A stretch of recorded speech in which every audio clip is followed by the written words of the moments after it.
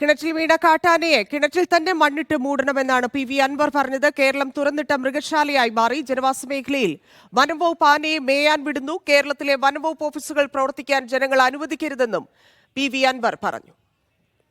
ഒരു തുറന്നിട്ട എന്താ പറയാ മൃഗശാലയായിക്കൊണ്ടിരിക്കുന്നു. കേരളം ദൈവത്തിന്റെ സ്വന്തം നാട്, മൃഗങ്ങളുടെ സ്വന്തം നാടായി മാറുന്ന അവസ്ഥയുടെ ഏറ്റവും അവസാനത്തെ തെളിവാണിത്. ഈ ജനവാസ കേന്ദ്രങ്ങളിൽ ഈ ആനകളെ മേയാൻ വിടുകയാണ് ഇവിടുത്തെ ഫോറസ്റ്റ് ഡിപ്പാർട്ട്മെൻറ്റ്.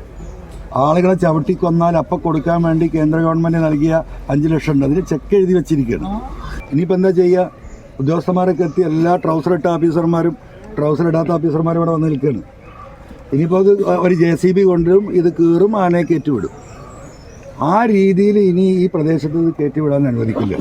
മനസ്സിലായില്ലേ? എൻ്റെ വ്യക്തിപരമായ അഭിപ്രായം, ഇങ്ങനെ കിണറ്റിലും ഒക്കെ ചാടുന്ന ആന അവിടുന്ന് മണ്ണ് കൂട്ടി ആ കിണർ മൂടി ആനയെ കൊന്നുകളയണമെന്നാണ്. കൊന്നുകളയണം.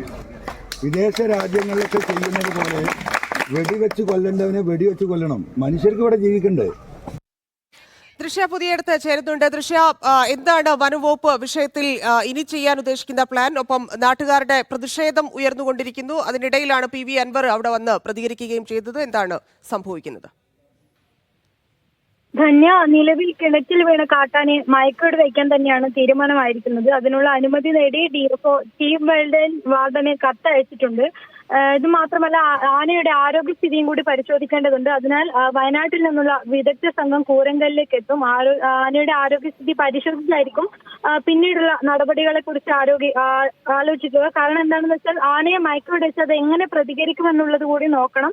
അതുകൊണ്ട് തന്നെ എളുപ്പത്തിൽ അവിടെ നിന്ന് മാറ്റാൻ സാധിക്കില്ല. അതുകൊണ്ട് ആനയുടെ ആരോഗ്യസ്ഥിതി പരിഗണിച്ച് മാത്രമേ മുന്നോട്ടുള്ള നടപടികളെ കുറിച്ച് തീരുമാനിക്കുകയുള്ളൂ. ആനയെ കിണറിനുള്ളിൽ വെച്ച് തന്നെ മയക്കോട് വയ്ക്കണമെന്നാണ് നാട്ടുകാരുടെ അഭിപ്രായം.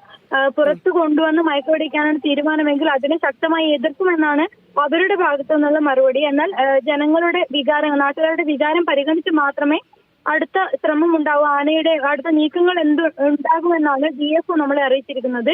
അതിനിടയിൽ PV അൻവർ സ്ഥലം സന്ദർശിച്ചിരുന്നു. ആനയെ കിണറ്റിൽ വെച്ച് തന്നെ കൊന്നു കളയണം എന്നുള്ളൊരു അഭിപ്രായമാണ് അദ്ദേഹത്തിന്റെ ഭാഗത്തു നിന്നുണ്ടായത്. കാരണം ഈ ദൈവത്തിന്റെ സ്വന്തം നാട് എന്ന് പറയുന്ന കേരളം ഇപ്പോൾ മൃഗങ്ങൾക്ക് അലഞ്ഞു തിരിഞ്ഞ് നടക്കാനുള്ളൊരു സ്ഥലമായിരിക്കുകയാണ്. മനുഷ്യർക്ക് ജീവിക്കാനുള്ളൊരു സാഹചര്യം പോലും ഇവിടെ ഇല്ല എന്നാണ് അദ്ദേഹം പറയുന്നത്. ജനവാസ മേഖലയില് ഈ വനംവകുപ്പ് വന്യമൃഗങ്ങളെ അലയാൻ വിടുകയാണ്. ഇതിനുള്ള നഷ്ടപരിഹാരം നൽകാനുള്ള ചെക്ക് ഉൾപ്പെടെ റെഡിയാക്കി വെച്ചാണ് വനംവകുപ്പ് ഇരിക്കുന്നത്. ഇപ്പോൾ നിലവിൽ ഈ ആനയെ പുറത്തെത്തിക്കാനുള്ള സംവിധാനങ്ങളൊന്നും ഇവിടെ എത്തിയിട്ടില്ല.